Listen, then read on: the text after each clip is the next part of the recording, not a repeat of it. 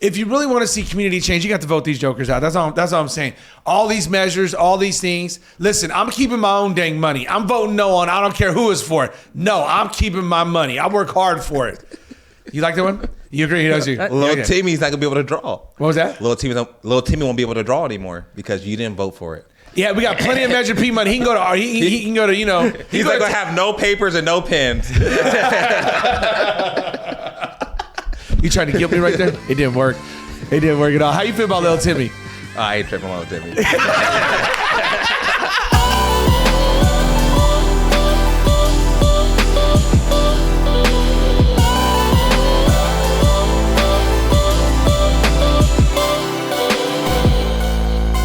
What's going on, everybody? It's the Not Offended Podcast. Your boy Anthony is back. Not that I was ever really gone. We just had to have John fill in for a moment. But as you know, I got the token across from me. I pointed over here, though. I'm just messing everything up. This is our second take, but we're going to get it. I got the agent next to me. I got the token across from me. I got the bishop. They held it down while I was gone. Man, we got a hot one today. First, we got to get through some particulars, though. Thank you for subscribing to the Not Offended Podcast on our Adventure channel. But we are moving over. Jake, our engineer back there, everybody say what's up to Jake. What's going on, Jake? He created our own YouTube channel, so we're going to need you guys to subscribe to that. Go on over and take a look at it. Also, you can find us on, I think it's iTunes now, Not Offended Podcast. But we're just so grateful you tuned in. Don't forget to like, comment, and share. We just want to hear from you, but we do appreciate all of you guys. We got a hot one today. We got so much to talk about. We were talking about sports beforehand. We're going to carry that over just a little bit. I do want to say that it feels real good to have a Raider victory. Bill, talk to me. Come on, this side of the table. Let's go. Finally, my gosh, I feel like the birds been living. Mike says to me yesterday, though, Mike, the token, he goes, hey, Pastor, he goes, I was looking at the schedule and it looks kind of favorable for you guys. You might actually make a run here. Ooh. You know what I said to him? Don't do me like that. Don't tease me like that. I mean, do you agree? Don't let me down. Don't. He's letting me down. No, the Raiders have done this to us too many times, man. We get our hopes up, and we do. There it goes. So we're a week at a time. But Mike, I'm going to give you a chance to all the Raider Nation out there who does subscribe and tune into this and pay attention to a little bit of it. Can you go ahead and just elaborate on your thoughts? Deshaun doesn't believe you. Saints. Go ahead. Saints, Jacksonville, the Colts, the Broncos, the Sea Chickens. That's 5 games. Ooh. You could literally win 5 games in a row. Well, we won yesterday, so it'd be 6. But no, I'm just saying, moving forward, all right, count yesterday. You literally could. You're good enough to win 6 Why do I games. feel like you're more optimistic for us than we are optimistic for us? I don't know. I mean, I thought you guys were going to win more than 11 games anyway. So. Whoa! He went there. That's cold, bro. That's cold. I have faith in you. Look, and then after that, you got the Patriots, you got the Steelers. We're not falling for that, guys. Stop it. I think you might be able to get to 9 or 10 wins. Okay, Deshaun, bring us back down to reality. Deshaun, go ahead. You always like to humble us. Those 5 teams right now have marked on their calendars the Raiders because that's a guaranteed win. They're like, can't wait for that weekend. Fans are ready for it. Having parties for it. Hey, we're playing the Raiders this weekend. Come over. We're going to get a W. It's going to be a good time. That hurts. I'm trying. I'm trying for you. Okay, I got a question. And we got a lot to talk about, but I just have another question. It looks like, or it is actually, we got the Phillies and the Astros in the World Series. Is this what Major League wanted? No, absolutely not. I'm asking the baseball guys because I can care less. No. Major League Baseball always wants markets. I mean, everybody does. So and what did they NFL, want? So they wanted a NBA, Dodgers Yankees. Yeah, they needed the Yankees. They needed the Yankees, and I think we were talking about that National League wise. They needed the Dodgers. So it was Atlanta, it was Philadelphia, or San Diego. Are you saying this is going to probably be a low watched series? Oh, for sure. That's interesting. I mean, they're going to try to market Bryce Harper, but nobody else knows anybody. Nobody knows the people in the Phillies outside of Bryce Harper. Mm-hmm. Okay. There's no big stars. So can we just, for those who do tune into this and they do watch some baseball, do you got a prediction? Are we going 4 games? I mean, is it going to go 4-3? Is it going to go 4-1? What's it going to go? And who's going to win it? I'm going to go Houston in 6. Oh, Houston in 6. Bill, you want to double back? Yeah, I think it goes all the way. I picked Houston last week, so I'll stick with that. Houston in 7. Deshaun, do you care? Did the Yankees already lose? Yeah, the Yankees are out. Yeah. Okay. No, I don't. Yeah, I don't care either. I don't care. Thanks, Did you guys. just want to throw something out there? Just it's Houston and Philly. Okay, you just want to pick one? The Philadelphia Phillies. Okay, their baseball team. And that's where Philly cheesesteaks come from. I know Philly. Bryce Harper. He's on that team, right? Yeah. Okay. Yeah. I know him. And it's the Houston Astros. I don't know anyone on that team. I mean, I don't know. Remember we had Dusty Baker over there. Oh, Dusty Black Baker. manager. Yeah. There you go. There you go. You should have said that a long time ago. So you're going for the black coach. Yeah, there you go. Okay, which would be his first World Series ring? It is, Let's go for Dusty. Yeah, we go for Dusty. Yeah, don't be a racist. Go for Yeah.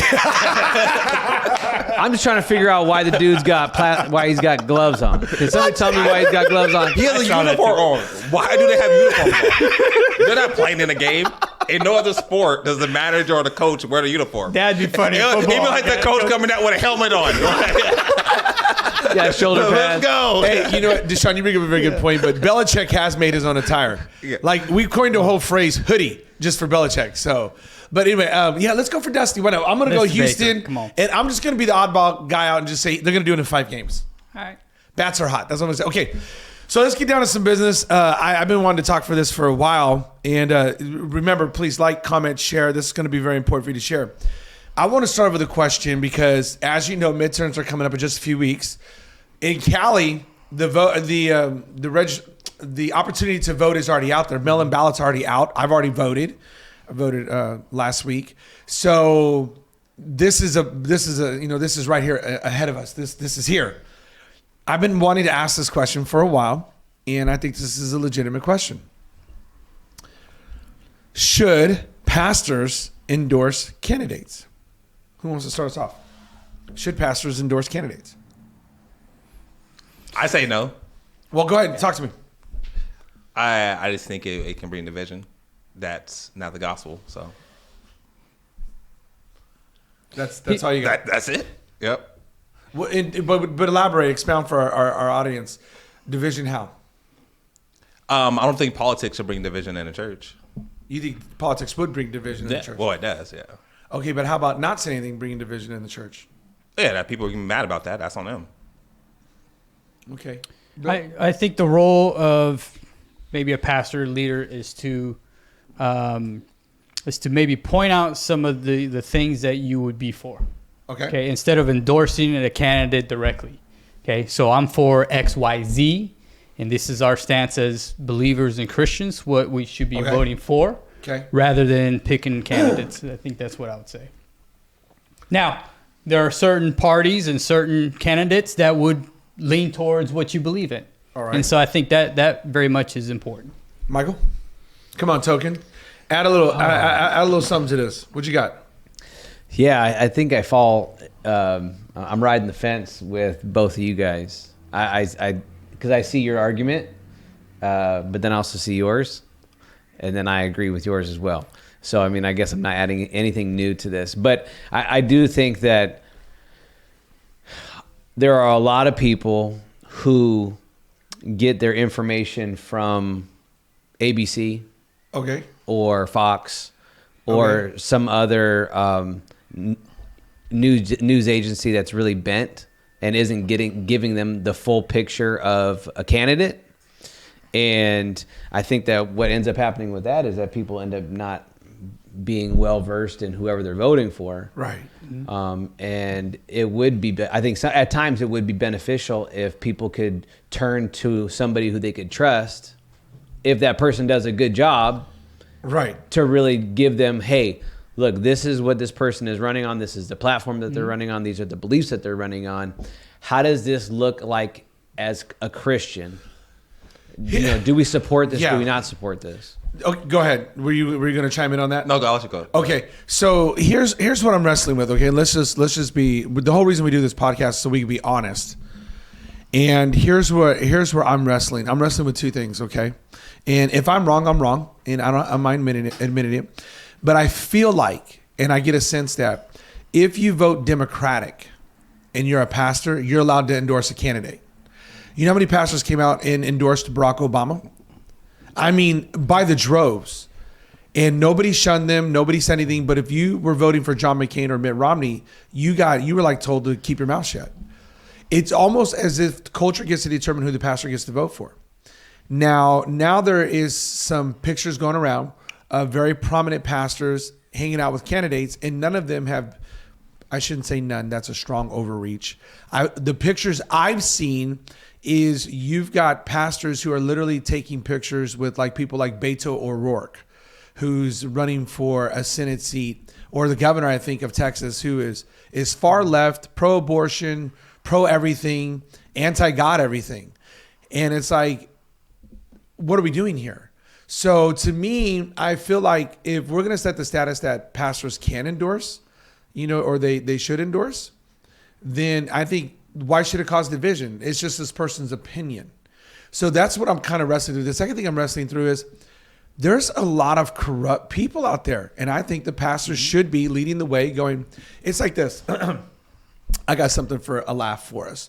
So I'm watching the Raider game yesterday, that Raider victorious game yesterday. And we're sitting in here, and comes a commercial with Esmeralda Soria talking about she did a smear campaign, I think that's what you put on bagels. So she did a smear campaign of Mike Payson, who's running, it's either Mike or Mark, something like that. Payson, who's running for the council, or who's running for the state assembly here in California. They're running against each other. She was talking about he was soft on crime. Does Esmeralda even know what crime is? She's the softest person I've ever seen. We were getting harassed for 2 years in her district, and she didn't give us any protection. And it's like she's going to talk about, I'm tough on crime. You would let everybody out. It's like, you got to be kidding me. So it's like I almost feel like an obligation that we need to expose those lies, right? Those lies. Does that make any sense? So I'm with you. I'm trying to write this fence because I do agree. Here's where I'm coming full circle, that it does have an opportunity to bring division. But here's the truth of the matter. You and I are going to agree on on everything anyway. So I don't understand why that would put you over the edge, whether or not you go to church there. See, that's what I'm trying to figure out. Yeah. Well, I know it's a lot, even like during the pandemic, and as like Black Lives Matter stuff came up, people left our church because they thought we were just super liberal church for some reason. And they were here on a basis of something they never should have been here for in the first place. They should have been here on the basis of the gospel. Right. But they were here on the basis of a political view. Correct. You should be at Adventure Church because you want to spread the gospel to other people. Right. That should be your basis. But if your relationship, your membership here is based on something else, it's doomed to fail. That's so good. Because that is the thing that has to unite us. So I understand your point of view. Me and Jay sort of talks about this, and sort of like a complicated issue is when you have one side that's going far extreme to one side, right? You almost have to counter with another extreme. Yes. But is that the right way to do it? Or does it matter on how you get there? Do you stay in that middle ground and try to do your best to bring those results? Or do you go to this extreme, which you might not even agree with going that far, but you feel like that's the only way you can get results? Because you have to counter that other far extreme. Because that voice is so loud, if you don't match the volume of that voice, then you're going to get drowned out. So how do you handle that situation? I can understand that's the hardship of, I understand what you're saying. Like, man, we got to match that. Otherwise, we won't be heard. Well, let's just throw this out there. So, and Bill, you brought up a very, very good point in what you guys, all of you did, and what you're saying. So this is what I start to think. If we as pastors and believers don't start to say something, how far to the left or the right are you going to allow people to go? That's how you ended up with Germany and Hitler. Dietrich Bonhoeffer said the church was quiet too long. Even Martin Luther King said the church needs to be the moral voice to whoever the political party is. And I feel like that's what we're not doing. Last week, in a girls' a playoff volleyball game, I forget what state, I have to look it up, but in a state, they let a boy play on the girls' team, skip all this stuff. That boy hit the ball so hard in that girl's face and knocked her out. The team just walked off and quit the game.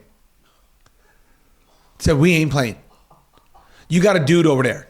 Oh, he's not a dude. He a dude. Check. As a dude. This is what I'm saying. And then you got the other parents on the side protesting, saying, no, he sees himself as a girl. I don't care how he sees himself. I don't care if he sees himself as Bugs Bunny. That's a dude. He sees that volleyball as a dude. That's what I'm saying. Does that make sense? This is what I'm saying.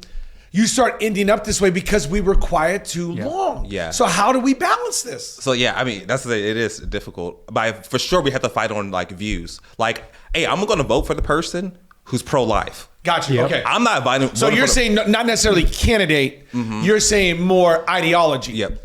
Or for us, theology. Yeah. Well, and that's kind of what I was trying to convey, is that as a pastor, you could be able to present, okay, these are the candidates, okay, and this is what they stand for, and this is how we view these issues. Got you. Absolutely.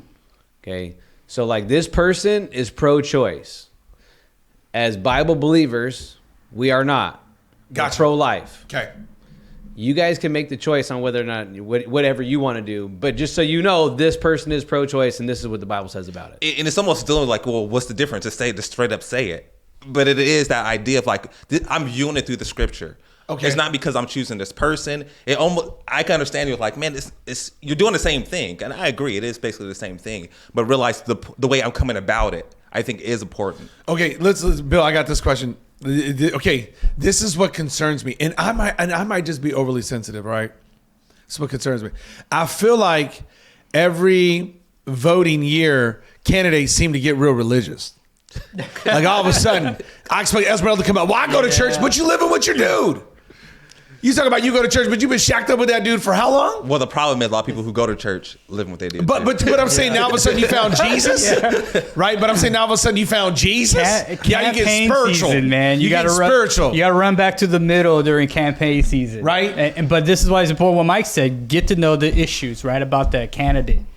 Is this person pro-life, pro-choice? Right? How have they managed? She budgets? is so radical left. I mean, how do you even get back to them? That's what I'm saying. To put out a commercial about crime. But most people don't pay attention in the off season, right? That we see thousands of commercials during this time, and then we think she's for crime or she's the best candidate for crime, while the other guy was a sheriff. That's a good point. Right? You're the council member of Tower District with his crime. Oh, and he's the sheriff. No. What did they say? It's one of the safest areas in Fresno. We never talked about that. Yeah. One of the most idiotic statements I've ever heard. That came from our police chief. Yeah, chief. I was like, man, go kiss some babies and go say hi to some grandmas on social media again or something. That's the dumbest thing I've ever heard. Statistically, one of the safest places in all of Fresno is what they came out with. It's like compared to what? Compton? Chirac? I don't know what to say. I have no idea what to say. Anyway, okay, but I feel like everybody finds God. Somewhere in the summer of right before the voting season, we find God. It's it. Kissing babies. Gosh. Doing photo ops. You guys on the Source Awards, they always say, first want to thank God. So true. He gave me the ability to write this music. That music's trash. Okay, so we get down to this, right? So we're talking about, people are voting, and I agree with you. We need to look at it. I do think, honestly, there's going to come a time we're going to have to endorse candidates. We're just going to have to help people out that much, because it's like this. How much do you know about Measure C? Nothing. How much do you know about Measure C? Some. Go ahead. What you got? I think it's for construction, right? Freeways, those things. I what I'm not certain is how much are they taxing this for? Or where's it coming from? Those type of things. Okay, how about this? How about my question is, didn't you just pass a gas tax that was supposed to fix all the roads? I'm going to say something. This is what I mean by this is where I'm at. If you want change, everybody who's been in the last 4 years has got to go. And I'm going to tell you why. I'm going to say one word. I think it's hyphenated, but I think it is one word. And I just want to hear your first thoughts. Bullet Train. Somebody hit me. Was it a movie? With Wesley Snipes. I think it was, actually. Yeah. Go ahead. I say Bullet Train. You say what? I mean, as I say, it's typical government involvement. Whenever the government tries to do a project like this, it's overblown. It's twice the budget. It's getting a 90. Okay, I want to know everybody who voted for that, because every single one of them should be fired. That's complete incompetency right there. Okay, is it ever going to get built? Are we taking bets right now? Is it ever going to get built? We talked about gambling. I think it's not gambling if you know you're going to win. I think they're going to have like a choo-choo train that ends up going from Madera to Merced. I think that's what they said. Something will get built. Okay, how long? I mean, it's not their money, so I mean, they're going to keep just taxing us to get it done. I mean, you'll get done. How long before it gets done? That I don't know. But here's what you shouldn't do. You shouldn't rely on your government, guys. You shouldn't rely on your government to take care of these things, right? I think there's a lot of people that put a lot of money in downtown Fresno hoping this bullet train was going to come down, right? And you're probably looking, it may never come down. Oh, well, but I agree to a point. I mean, yes, California, there's a bunch of idiots running California. Don't know what they're doing. I agree. But we also can't complain about not having good public transit and them not trying to do anything. I mean, we're saying, man, there's no way to get around. The public transit system. Who's saying that? Here in California. I said it. Yeah. The problem with the bullet train public transit in Fresno is terrible. Okay, we're just talking Fresno. Yeah. Okay, but that's because you got people who vote who somehow, I would say subversively get through Measure P money, and they don't know how to spend the money. No, I mean, government officials again. He was saying who said it. I said I've said it. No, but I'm saying that's because it's the people that other people elect in power. Listen, when you don't hold a job, this is what I want to know. I want to know, Esmeralda, what job did you hold that wasn't a public office? Did you learn how to work?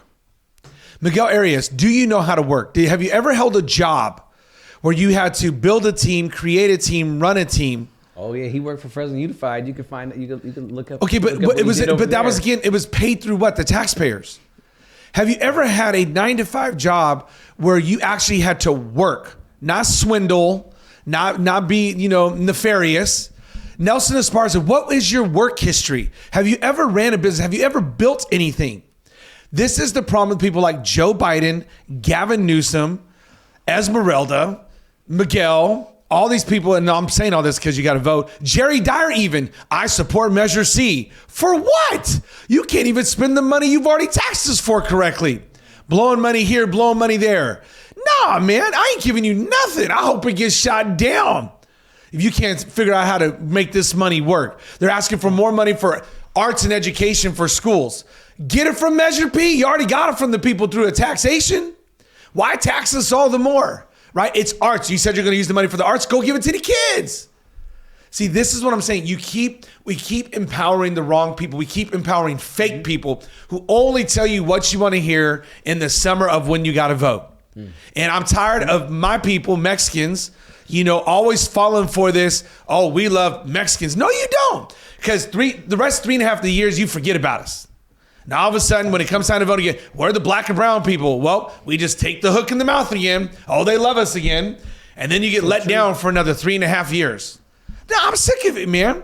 If you really want to see community change, you got to vote these jokers out. That's all I'm saying. All these measures, all these things. Listen, I'm keeping my own dang money. I'm voting no on. I don't care who is for it. No, I'm keeping my money. I work hard for it. You like that one? You agree? He does. Little Timmy's not gonna be able to draw. What was that? Little Timmy won't be able to draw anymore because you didn't vote for it. Yeah, we got plenty of Measure P money. He can go to. He can go to. He's like gonna have no papers and no pens. You tried to kill me right there. It didn't work. It didn't work at all. How you feel about Little Timmy? I ain't tripping on Little Timmy. Little Timmy gonna be just fine. I am. I got 2 kids I got to worry about. I got to pay for colleges. Yep. No, I mean, am I right or am I wrong on this? We keep going around this mountain because we keep putting the same people in. Yeah, that's true. And I think the political environment is they do jump on the backs of minorities, which you were talking about every Poor time. Poor people and minorities. You got to ask yourself, what have they done for the black community in the last 2 years? Right? Ain't done nothing for me. Ain't done nothing for me. Hispanic community, now they need you for votes, right? But for you? I didn't know I was allowed to talk in this segment. Usually there's a couple moments in the segment where it's like, wait, we'll get to this in a little bit. So I'm just kind of waiting on the side over here. I never know if you're taking a shot at me or if I'm allowed to be in the conversation. I'm trying to include you. I'm trying to be all, include everybody. Well, we want to know as a white man, how do you feel about this? How does it feel? How does it feel? Because when you said Little Timmy, I was like, wait, are you taking a shot at me?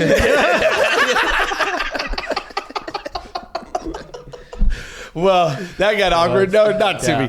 I think when we talk about this, I think it's important. Here's where I'm at. And this is just my opinion. Okay, before some lawyer tries to write me another letter, threaten me, right? Here's my opinion.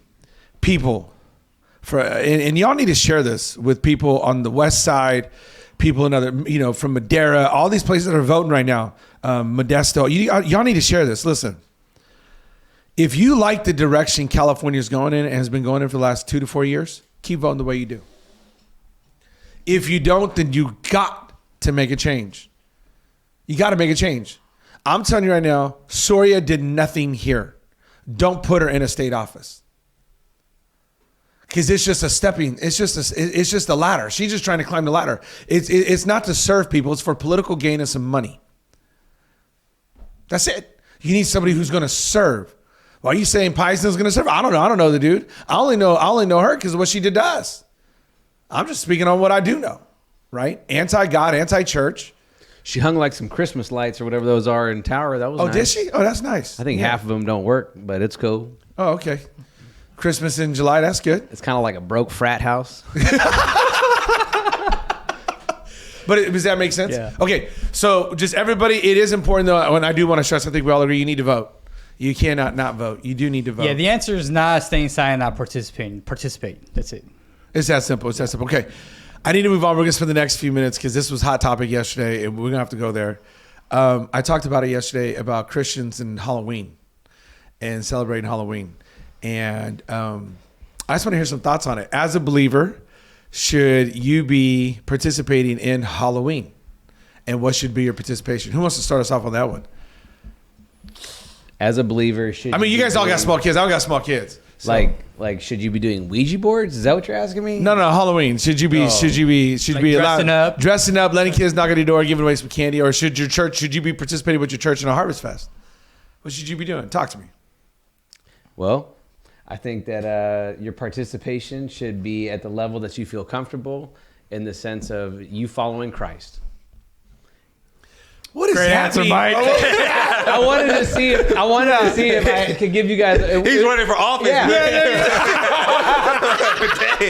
Yeah, you got real spiritual real quick. Spiritual boy. I wanted to see if I could run for office. Okay, try that again. Look at the camera. Try that again. One more time. Hey, hold on. The camera's right here. Hold on. Right here. the camera. Right there. From Pastor Mike Cook. Yeah. This is Mike Cook running for U.S. Congress candidate.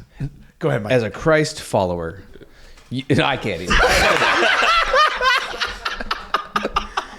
Look, there's. You got so serious on that, bro. You're like, you got super. I felt like the organ was gonna come in, nice, soft, rhythmic organ was gonna come in, and just as she was playing that right there, that was great, bro. Go ahead. So what do we do at our house? We allow our kids to dress in appropriate costumes that aren't opening doors for the demonic. We do believe that there are doors that you can open. And we choose to keep those doors shut. So we dress up as firefighters and ninjas and things like that. And we don't do Dia de los Muertos or whatever that is. When the kids go to school and they send a thing home that says, "Hey, do the kids want to participate?" No, we will not participate in that. Thank you very much. Ofrendas. Mm-hmm. Yeah, we no ofrenda over here. Your dog's dead. Look, your dog's dead. Ain't coming back. Okay, grandma dead. She ain't coming back either. So you can go ahead and worship to them on your own, but we won't be doing that. We talk to our kids about it, but that's what we do. Let our kids eat candy. I don't know if that's sacrilegious, but we do. D? Yeah, we talk to our kids about it, like what the world does and what we do, explain the difference. For me personally, there's nothing because I have the Holy Spirit with me, there's nothing that I can go into any space, and as long as I feel God's leading me that way, I can do whatever I want. There's no darkness that can overcome it. We can come here and we can give away candy, dress up and have fun, and I ain't worried about the darkness. If you're worried about it, you can stay home and you can be worried about it. I ain't worried about it. I know when I go home that day and nothing spiritual coming home with me, I'm going to go home with the Holy Spirit so they can go to sleep. You don't eat candy first to go to sleep, though. Oh, yeah. I'm going to eat all my kids' candy. All the good ones and going to sleep. Some people may be worried about it because maybe they grew up in that right. Before.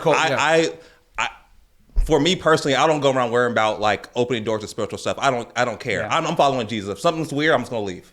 Okay. So some people are worried about that. I'm just not. Bill, you got small children still. Well, I think if the options are letting your kids go out to the neighborhood, okay, and trick or treat versus going to a church harvest fest, to me it's pretty simple. It's much safer environment for sure. At a church, right?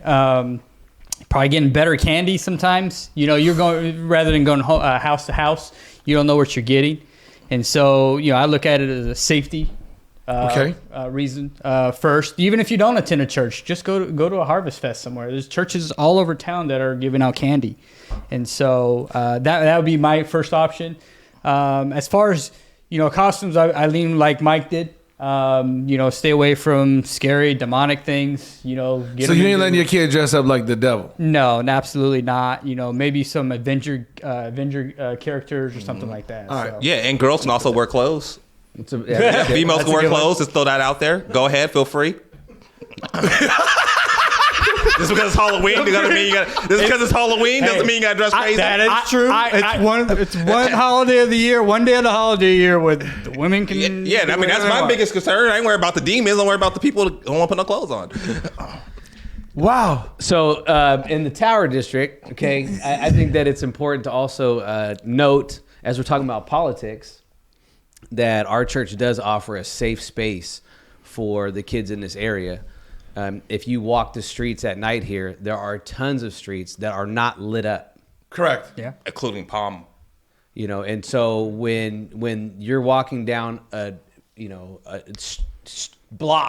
multiple blocks where street lights are out and there's no lights, and you're asking your kids to do that on Halloween to go, knock on door to door, I would prefer there be one space that's well lit up, that's highly secured, that kids can get, candy that, is not messed with.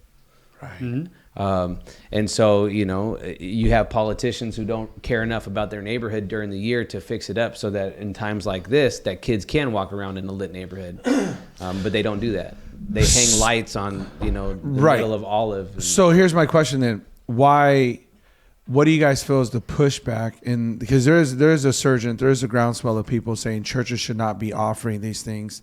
It is a satanic holiday. It is the devil's day, basically. The churches should just stay away from it. Why is that pushback? What's going on? I would say that today's Monday, October something. It's people could 24th. Yeah. All right, people could argue that today is the devil's holiday too. Yeah. Again, the answer is just like voting. The answer is not to stay silent. Like you have to offer something that night because kids are going to want to go somewhere. Why not offer an alternative? Exactly. They're saying because what you're doing is you're condoning and participating in. So what about like sober grad? Oh, I'm just saying what they're saying. What's out there is they're saying you're willingly and knowingly participating in what is a holiday for the devil. His unholiest day, so to say. But I think you said it before. Is we're trying to take the church is trying to take that day back. Right? That's what I know. That's what I'm doing. Yeah. They're saying, but you're not taking the day back because you're participating. So how are they taking it back? By locking themselves in their house and praying and turning the lights off. Hope nobody knocks on the door. Hope nobody knocks on the door. Hey, were you that ghetto kid that knocked on the door anyway? I was. I didn't care if the lights were off or not. I was still knocking. I always felt like it was a game. Like maybe they thought, man, if somebody would knock, I'll give them extra candy. So you wasting time. Yeah, you are. Go to the next house. You lost like 20% of your candy knocking on. Here's a better question. If somebody left their candy outside, did you only take one? No, I always took more than one. I'm not even going to lie to you. I lived in the Sunnyside area, and so but down Butler, there are houses that give away full-size candy bars. We going to the big houses. Hey, you go there first. You got to be the first ones there. There's only a few, because most of them are gated. Yeah, but it don't matter. As soon as the sun go down, you there. You Johnny on the spot getting full-size candy bars. Oh, yeah, it's good. I like that one. Yeah, I think they think by holding a prayer meeting, by staying in the house, and or maybe they turn the light on, they just offer prayer and no candy. I've always looked at it. Let me throw out another way. Let me throw out to you how I think. We will get more people who are non-church or never been to our church to come on our campus on October 31st than we will probably combine the rest of the year. Yeah. Mm-hmm. You guys agree? Yeah, and we'll get people who will come by in May and say, or August of next year, and say, hey, can I get some prayer? I always knew that your church was there because of your Harvest Fest. And I think that's what, so to me, I always try to go big picture. I think that's what people are missing. And I feel like we gotten to a place where we literally swallow a camel, but we strain on a gnat. And, it's like somebody came up to me And they were like, I can't believe, the church participated in this. Or actually, they reached out to me. And I was sitting there going, well, you lived shacked up with your dude for like 4 years. What was the bigger sin? You wouldn't honor God and get married, but you over here mad that I'm trying to spread the love of Christ through an outreach? Like, I think you're straining on the wrong thing. That's pharisaical. Jesus said, if you're really going to do something right, you got to take the speck out of your own eye first, right?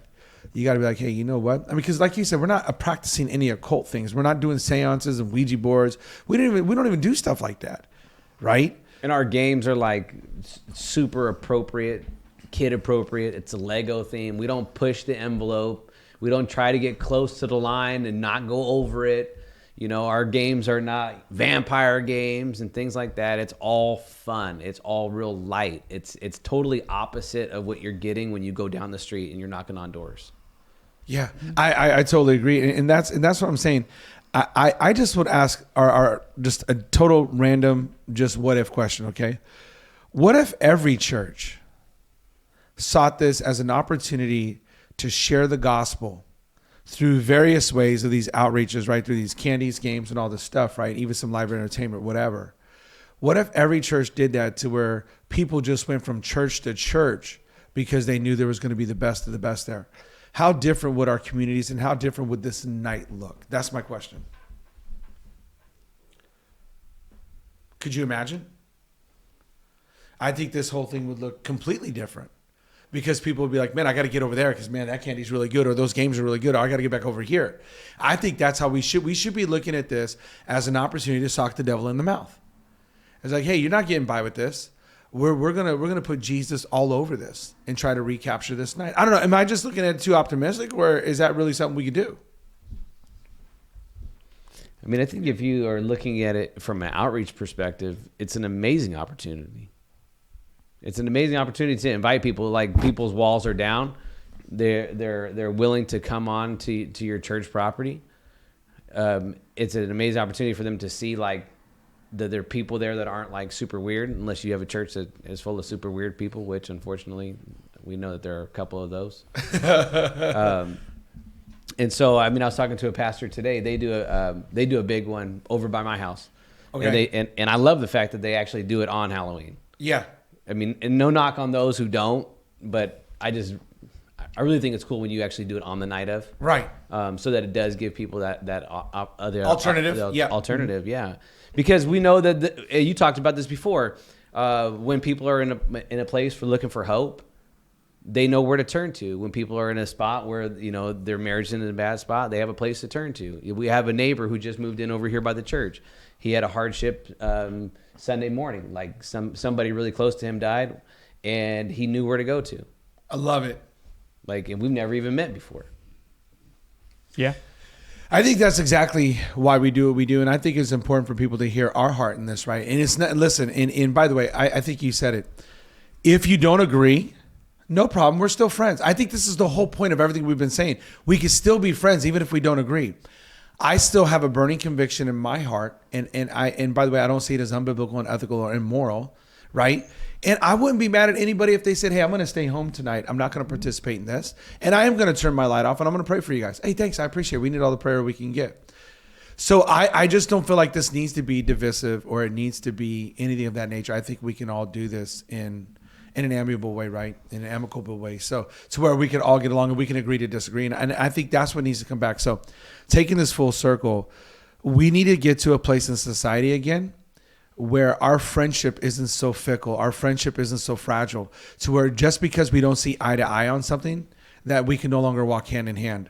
And I think we have to, now there are some things that are non-negotiable, but I think we've turned those non-negotiables into a huge pot instead of just a very few things that it really is when it comes to friendship. And even if people said, hey, you know what? I heard what you had to say politically, but I'm still voting this way. Okay, I'm not mad at you. I get it, right? Does that make sense? But and I'm not going to end our friendship over it. It's just, it is what it is, and we'll move on because there's so much more we do agree upon.